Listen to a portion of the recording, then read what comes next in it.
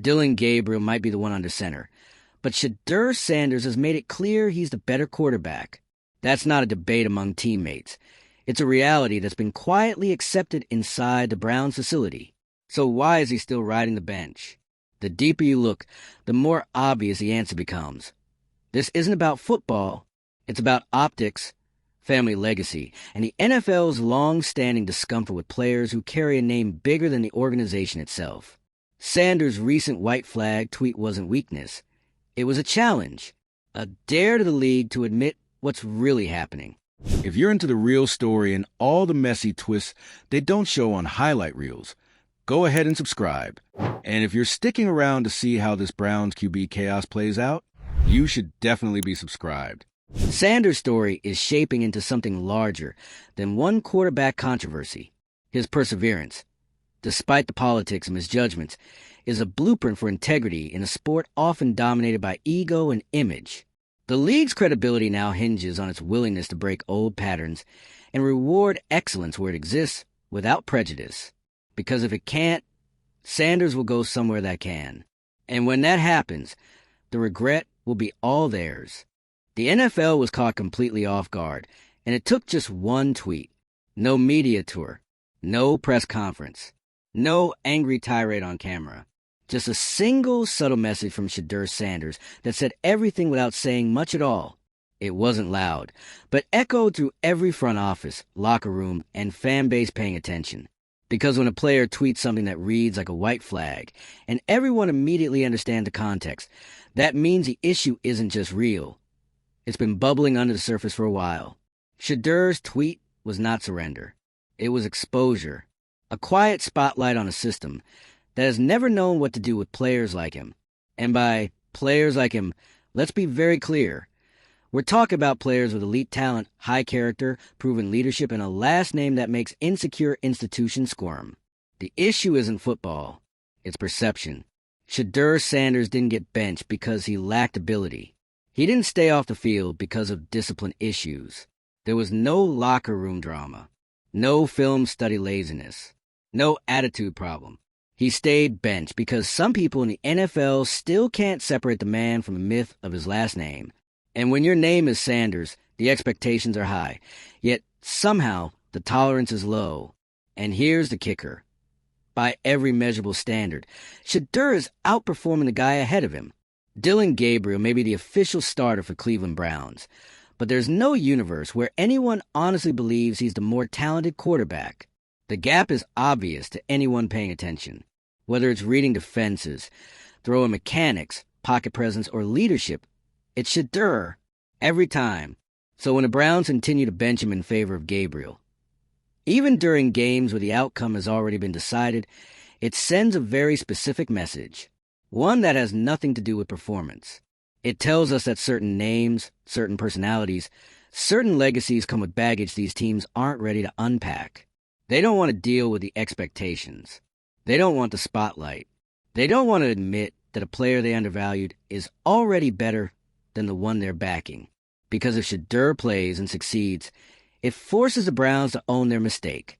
It forces them to admit that they let personal bias, outside perception, and outdated view of character keep a better player off the field.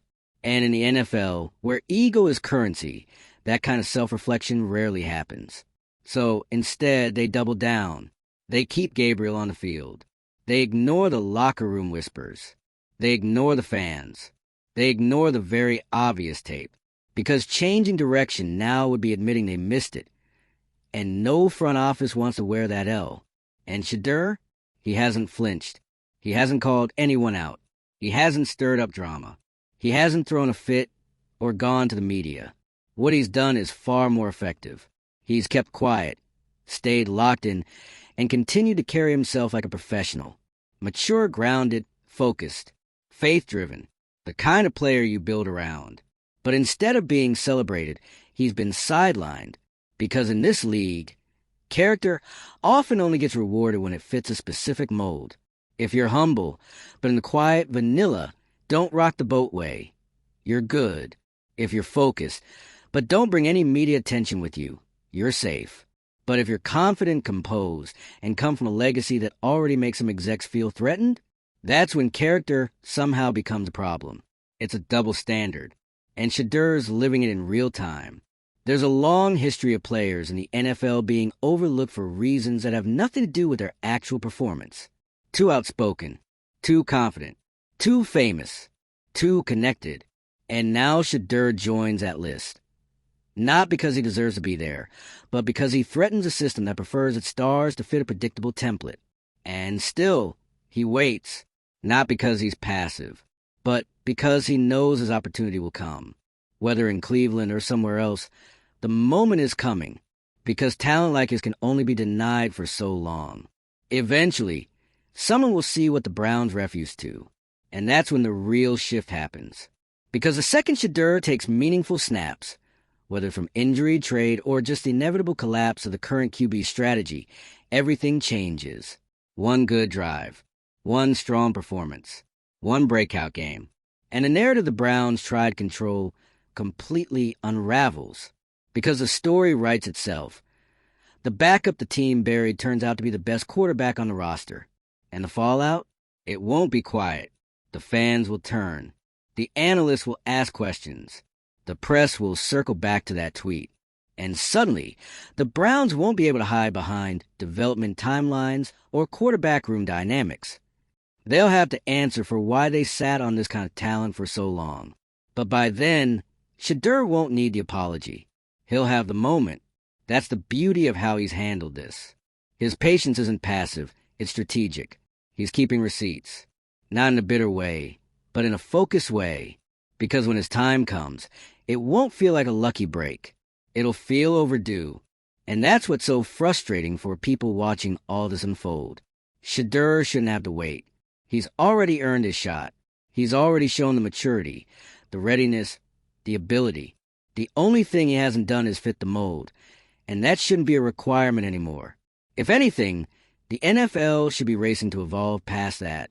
The league is full of stories about guys who were doubted and dismissed, only to rise up and prove everyone wrong. But rarely has someone been this prepared, this composed, this ready, and still been asked to sit in the back because of who their father is. The system is broken, and this moment exposed it. Not because Shedeur threw a fit, but because he didn't. Because his calm, faith-based reaction made it impossible to scapegoat him. Because he gave the Browns nothing to twist, nothing to deflect with, no headlines they could blame. Just silence, professionalism, and a subtle tweet that forced the NFL to look at itself.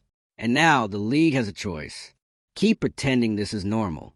Keep letting legacy become a liability. Keep hiding behind vague intangibles. Or finally admit that they got this one wrong, and give Shedeur the chance he already deserves. Because make no mistake, the clock is ticking. Every week that he stays benched, the pressure grows.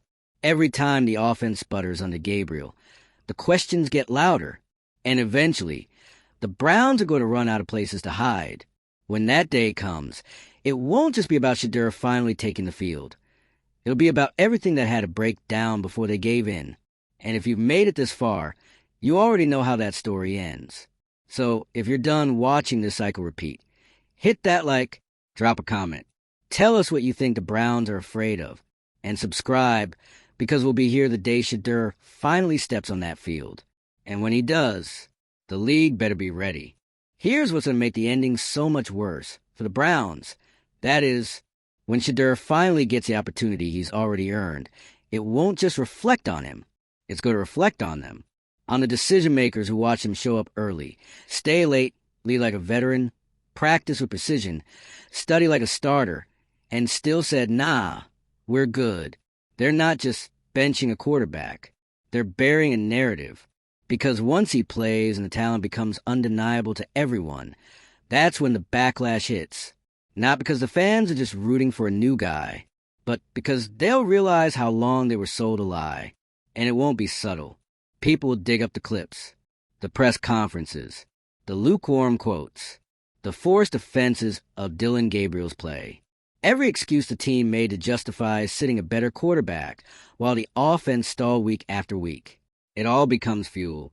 Because this isn't just a personnel issue. It's a culture issue. It's a team choosing control over creativity. Politics over performance. And the NFL for all its evolution, still hasn't figured out how to handle players who carry both talent and a last name that makes the room nervous. That's the real story here.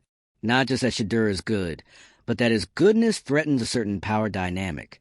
Because how do you bench a guy with the poise of a veteran, the tape to back it up, and none of the ego they thought he'd bring? You don't. Not unless you're scared of what happens when he succeeds. Because then the whole system gets exposed. Think about what Shedeur represents.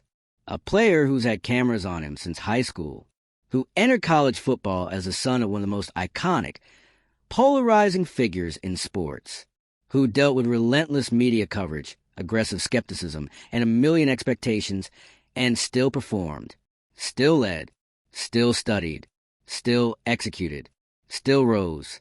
And now, in the pros, he's being told to wait his turn while quarterbacks with less accuracy, less awareness, and less command of the offense get to fumble through games and call it development. Let's be very real. That's not a football decision. That's optics. That's narrative management. That's a team saying, we'd rather be wrong for longer than admit we've been wrong all along. And Shedeur, he sees it. That tweet wasn't frustration. It was understanding. It was his way of saying, I'm not stupid. I know what this is. It was quiet, controlled, strategic. That's not the behavior of someone melting down. That's the behavior of someone biding his time. Someone who understands the system, but refuses to let it break him. Someone who knows that patience isn't passivity, it's power. The Browns, on the other hand, they look like an organization that's stuck, frozen by their own misjudgments. And the longer they wait to course correct, the more obvious it becomes.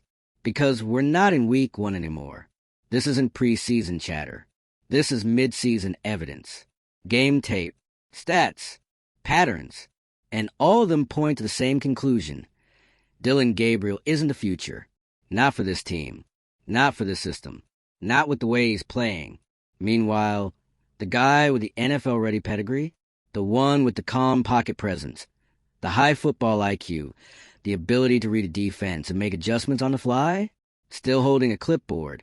And not because he's underperforming, but because he came in with a last name the team didn't know how to handle. That's the part that's hardest to stomach.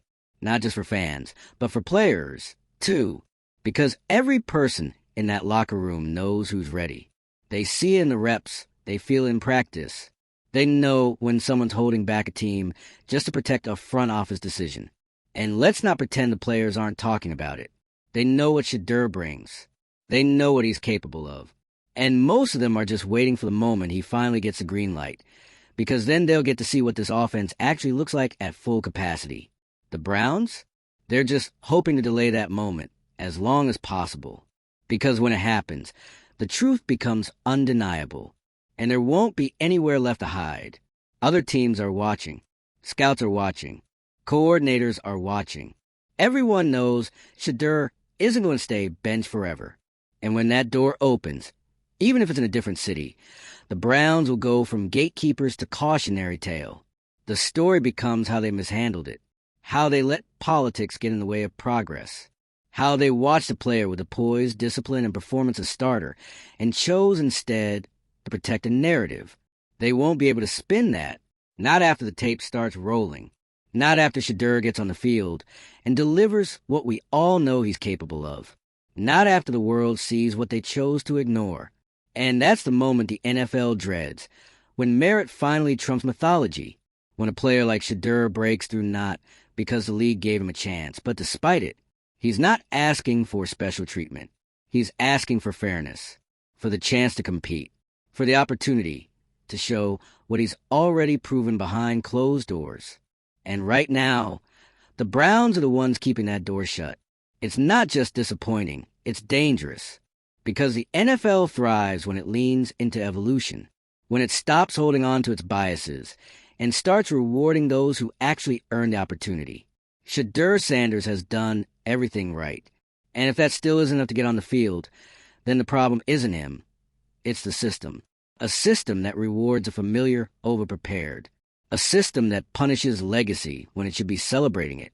A system that claims to value character, until that character comes with a name that challenges tradition. So here we are, A quarterback ready to lead, benched for reasons no one wants to say out loud. A fan base that sees the writing on the wall. A league that's pretending this is just how things go. But we know better. You know better.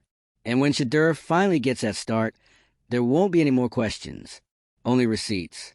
They can run from it, delay it, pretend it's not happening. But the Browns can't stop the moment that's coming. Because at some point, Shedeur Sanders is going to be handed a headset not to hold, but to wear. And when he steps on that field, it's going to be the most watched, most dissected, most talked about quarterback debut of the year. Not because of hype, not because of drama, but because of how long it took to get there. And when he plays like we know he can, and he will, it won't just be a vindication. It'll be an indictment.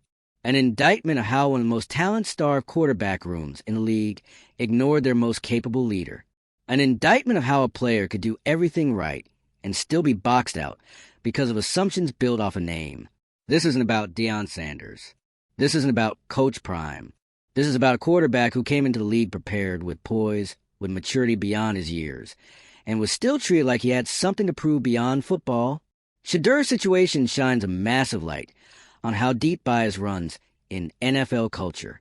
Because when a player with talent, humility, leadership, and faith still gets benched for optics, you can't call it a meritocracy anymore. This is not about being green. Shedeur isn't raw. He's not a project. He's not one of those guys who needs to sit for a year and develop. He was ready the day he stepped into Cleveland's locker room. You ask anyone who's watched him closely. He's got the mechanics, the vision, the control, the football IQ. What he doesn't have is the political capital the NFL still demands from players who don't fit the expected mold. You think this would have happened to a no-name rookie with similar numbers but a quiet background? No chance. If he'd come from a small school, been soft-spoken in interviews, and said the right things in pressers, he'd be getting fourth-quarter reps at minimum. But Shedeur? Nah. He walked in with history, with a platform, with swagger inherited from one of the most electrifying players to ever touch the field. And the league immediately put him in a box. It's the kind of quiet discrimination that doesn't make headlines until a tweet like that drops. Because that tweet, it wasn't just about being benched. It was a public acknowledgement of the games being played behind the scenes. It was a polite, I see what's happening here, but the kind that makes everyone else go dead silent. Let's be honest. If Shedeur had lashed out, blown up in the media, or called out the staff, the Browns would have had their excuse. They have framed it as a maturity issue, a distraction, a player who needs to learn the ropes. But he didn't give them that. Instead, he gave them professionalism, still showing up, still locked in, still praising his teammates, still staying humble.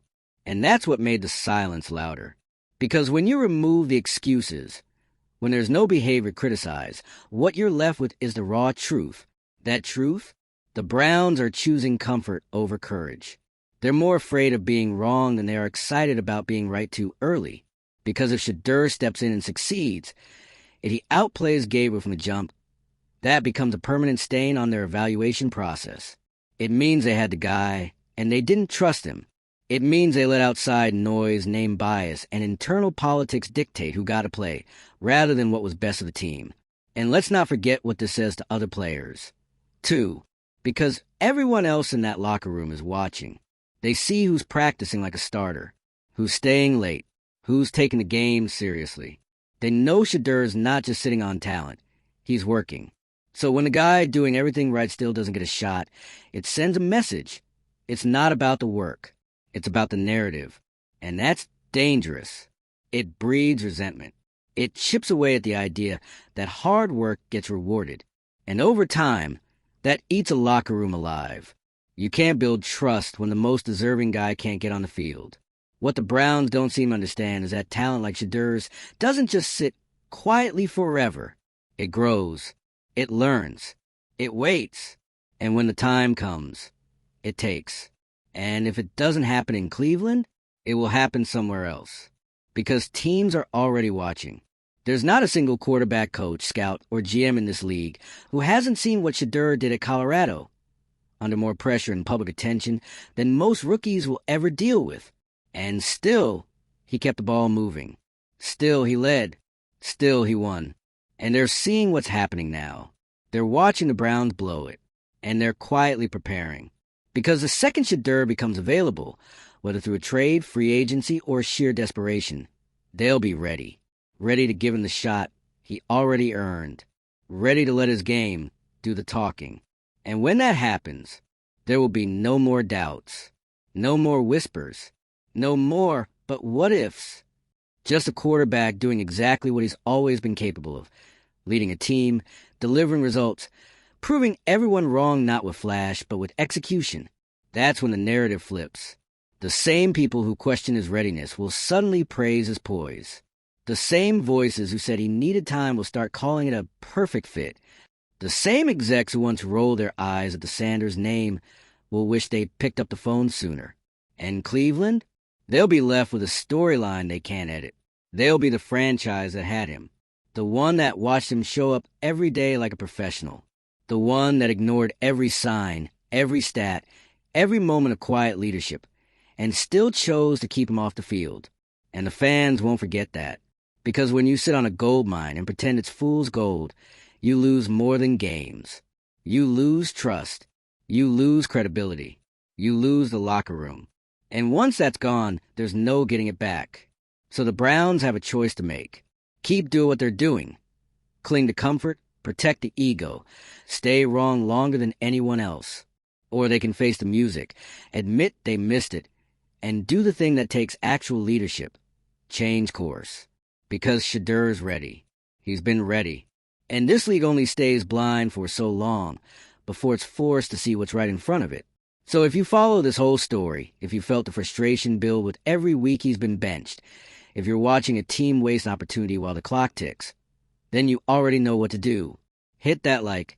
Drop your thoughts in the comments. Share this with someone who still thinks Shedeur needs more time. And subscribe if you believe the NFL still has room to grow, and that the best stories are the ones that refuse to stay buried. Because Shedeur Sanders is going to rise. And when he does, the silence will finally be broken.